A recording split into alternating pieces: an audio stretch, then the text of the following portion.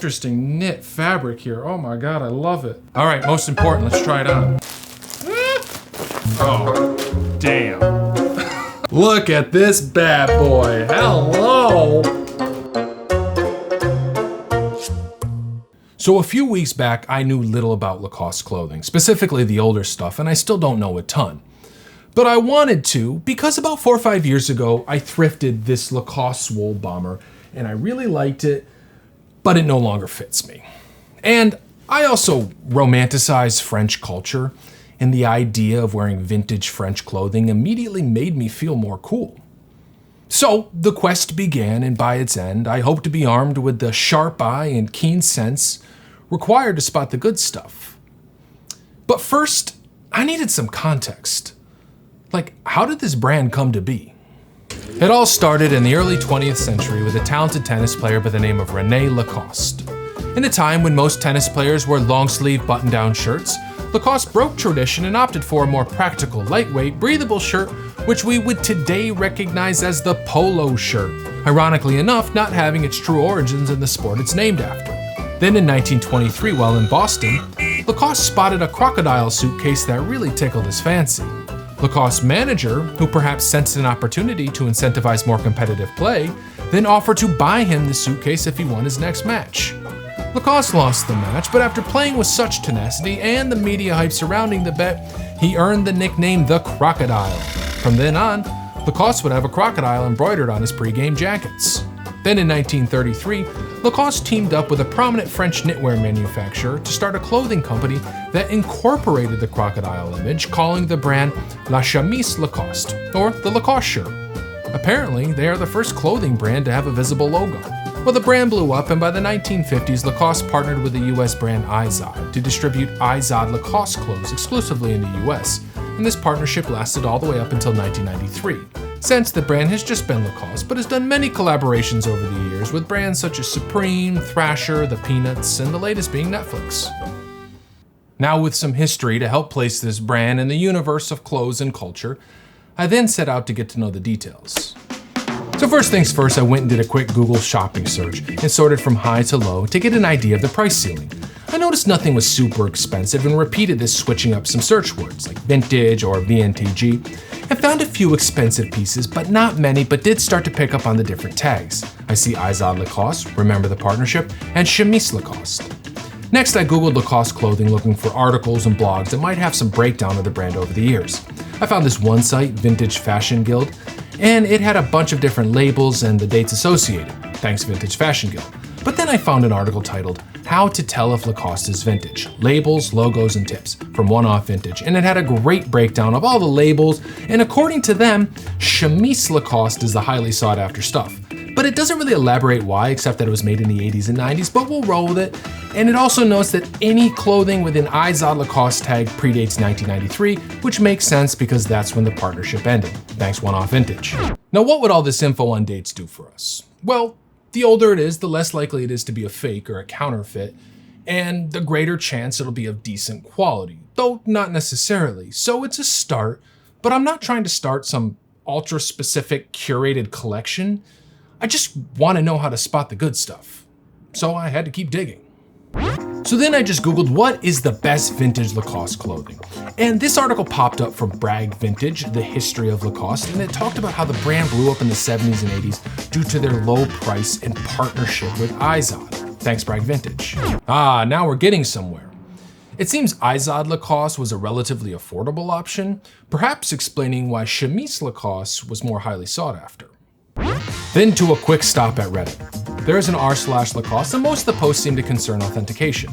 There is apparently a lot of fake Lacoste out there. The top post concerned whether this sweater was fake or real, so I dug into the comments, and some said fake with no explanation, but one claimed it was real because it said De Vanley on the material tag. And look at that! On my jacket, the tag says De Vanley too. Now, I can't confirm this as a guarantee of authenticity, but it's an example of the attention to detail required to spot counterfeit goods. So then I decided this was enough knowledge to start with. I wanted to start really familiarizing myself with the brand while simultaneously shopping for a piece to add to my wardrobe.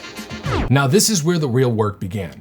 When it comes to getting to know a clothing brand, you need to put in the reps of just looking at lots of listings and noticing the big and small details like price, style, tag design, care tag design, manufacturing location, material composition, and more, because eventually you'll start to notice patterns and make connections, and overall just build a comprehensive understanding of the brand, which will in turn allow you to spot the deals.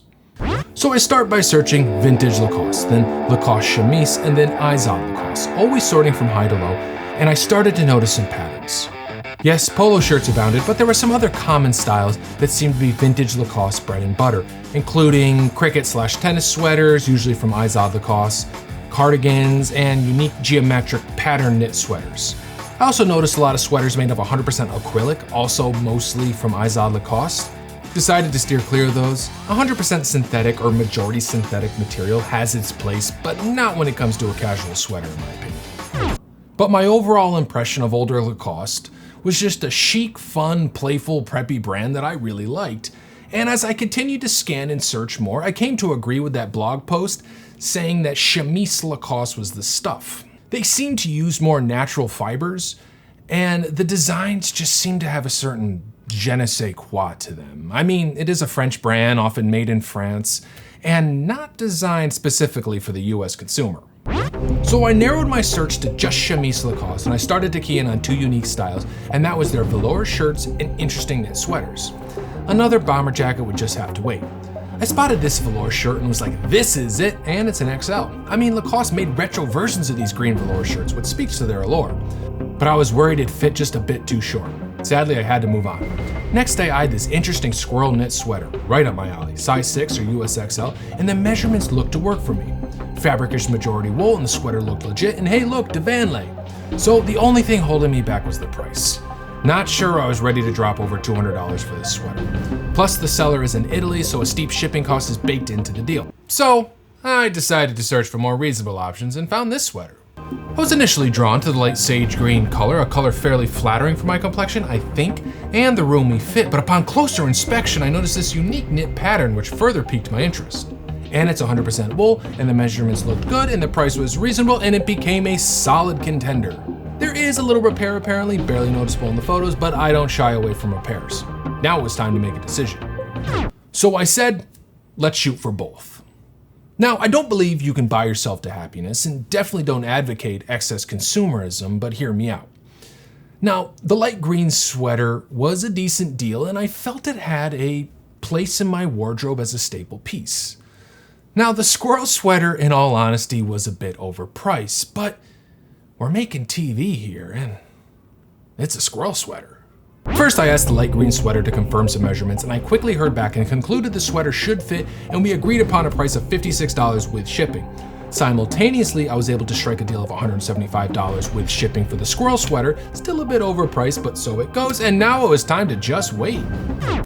And that leads us to today, and look what we have here. Let's see how I did. All right, so first things first, I'm gonna throw on a white t-shirt so we have a nice base layer to work off. There we go, and excuse the New York City construction, it's a particularly loud day out there. And first things first, we're gonna start with the light green sweater. Let's see what we got here. Oh, and I have not opened these at all, so this is all brand new for me. All right, let's see what we got. Like the color, like the feel. Boom, looks clean. I know there was a repair on this. I'm already looking for it. I don't see it. Super interesting knit fabric here. Oh my God, I love it. All right, most important, let's try it on.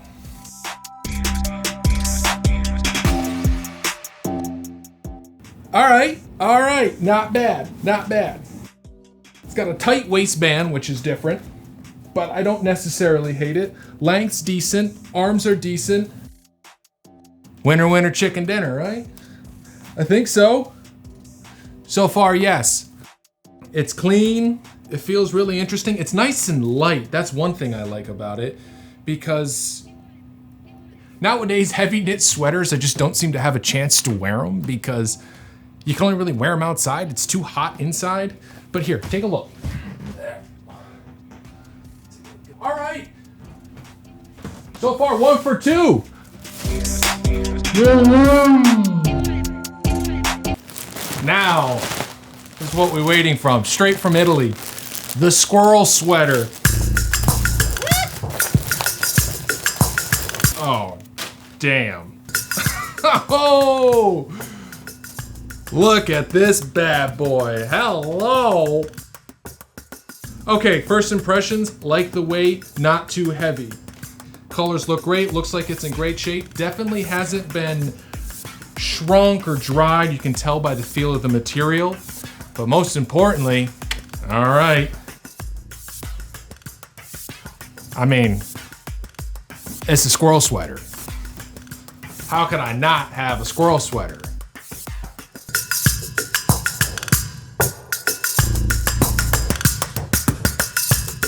We got a squirrel sweater. We got a squirrel sweater.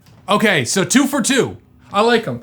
This, it's a little roomy, it's a little big, but I don't hate that. I would so much rather it fit like this than it be super tight. I can make this work. Material-wise, I'm not gonna lie, not the most comfortable material I've ever worn. It's a little scratchy, but not terrible. That might be because it's not 100% wool. It's got this, I don't know why they use that acrylic in their fabrics. It's so annoying. Maybe to save money, I'm not sure. But overall, it's a really cool piece. I'm happy with it. 2 successful purchases. This is why you should buy pre-owned clothes online. You get cool ass stuff like this for not a lot of money. All right, so overall, I'm really happy with both pieces. Well, actually, let's do that.